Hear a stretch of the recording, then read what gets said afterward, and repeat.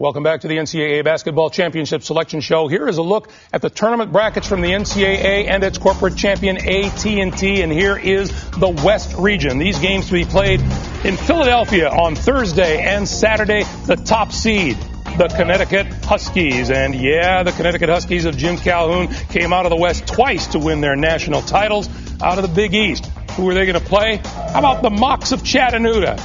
The Southern Conference Tournament champions. They won the tournament title. They are 18-16 on the year, and they draw the UConn Huskies.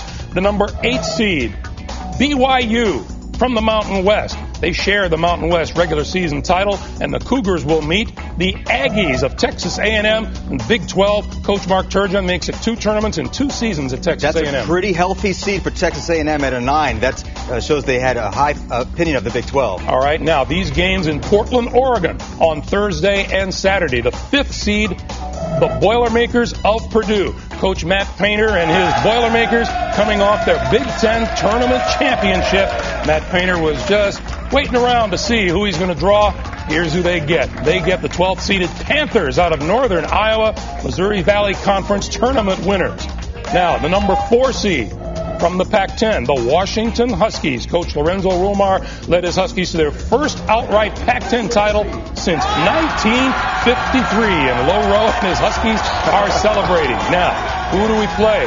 How about the Bulldogs of Mississippi State, conference tournament winners out of the SEC, coached by Rick Stansbury? And I tell you what, Mississippi State's getting hot at the right time. And with Jarvis Bernardo on the interior, they're capable of beating a lot of teams in this tournament. Washington better watch out. All right.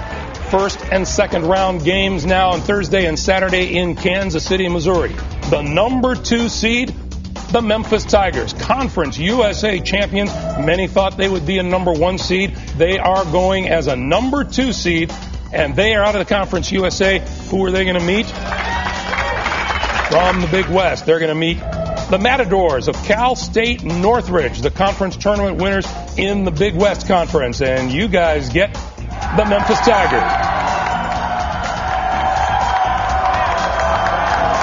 Celebration for the time being at Cal State. Meanwhile, the 7th seed, the Golden Bears of California, Mike Montgomery's team coming out of the Pac-10, won their only national title 50 years ago. Who do they meet? They meet the Terps of Maryland, Gary Williams and his Terps coming out of the ACC. There's another bubble team, not much of a bubble team. How about a 10 seed? So all those other bubble teams out there waiting just got a little bit more discouraged. All right, first and second round games now on Friday and Sunday out in Boise, Idaho. The number 3 seed Missouri Tigers, conference tournament winner Coach Mike Anderson. Missouri won its first ever Big 12 tournament title, and they will meet the 14th seed Big Red, Ivy League champions, making their second straight NCAA appearance.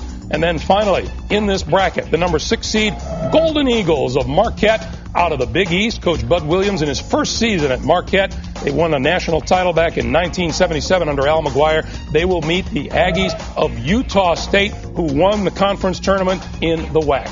Tough matchup for Marquette, especially losing Dominique James. I think Marquette was a team that had a chance to go to a Final Four with him in the lineup. Without him, it'd be interesting to see how they respond. And the committee going with competitive balance, putting Memphis in the same region as UConn, as opposed to giving them a geographic bump. And I got to tell you, this side of the bracket right here really, really sets up well for UConn. I totally disagree about Washington, Mississippi State, by the way, especially in Portland. I like the Huskies in that one. How about the bottom half of the bracket as we take a look at that?